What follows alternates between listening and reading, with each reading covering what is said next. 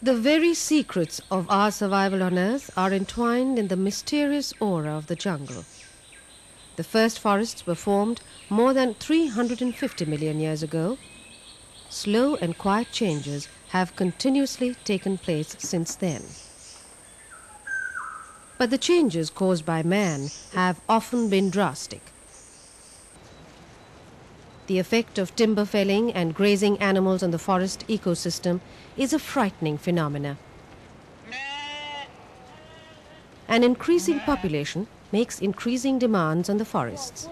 Population explosion compounds the impact, making the effects visibly clear.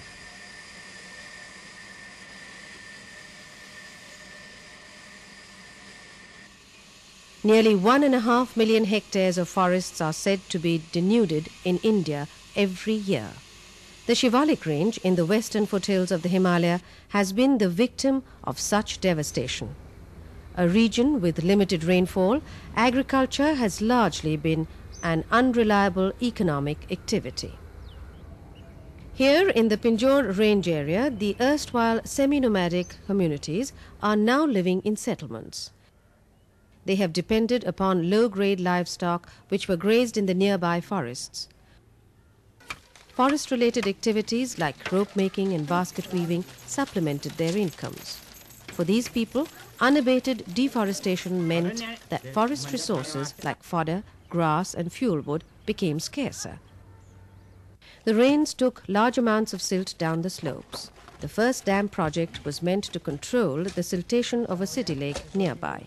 That dam became the catalyst for a pioneering reforestation program, in which water became the major motivating factor for social change. Soon, villagers wanted more dam water for irrigation, especially when crop yields doubled. So the Forest Department, along with the research institutes, took the initiative, and the first community-based forest management society was formed.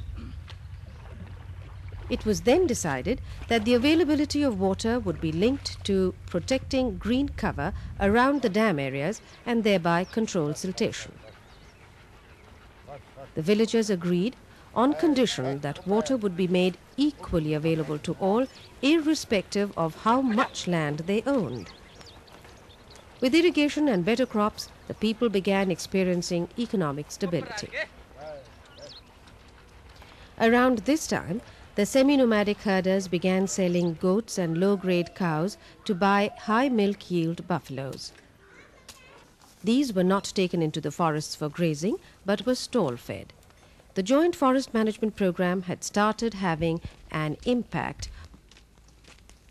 but the need for fuelwood and fodder continues to exist, and reforestation plans have to take this essential fact into account.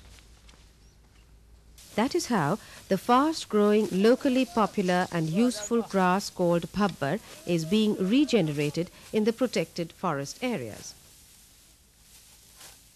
Pabbar grass is used for either paper or rope making. The joint forest management program allows villagers to cut fixed amounts of grass under a system of leases, which they sell to paper mills or use for rope making. In terms of forest management, the villagers have developed an economic stake in forest protection. This economic factor is aiding the rapid spread of joint forest management in the entire region. Through a viable forestry program, Gujars, Jats, Bhajaras and others living in the Pinjore range area are experiencing the benefit of increased incomes. It is a break with the old tradition of enforcement of the forestry laws. Forest-based communities are commanding the right to participate in the process of ecological regeneration.